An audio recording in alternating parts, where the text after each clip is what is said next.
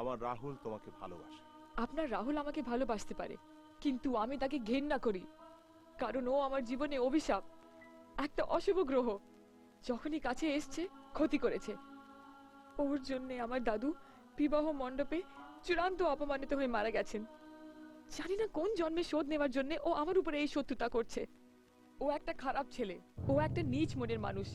আপনি জানেন না, চেনেন না ওকে। স্টপ ইট, স্টপ ইট পূজা।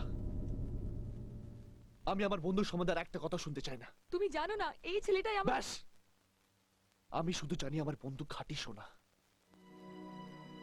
তাই তো গয়না মানাতে পারলে না, মাথায় করেও রাখতে পারলে না। রাহুল আমায় বলেছিল, সুমিতা আমি লাভ, কিন্তু তুমি যে সেই ভালোবাসা সেটা আমি জানতাম না। আর জানলে এই পোশাকে এখানে আসতাম না।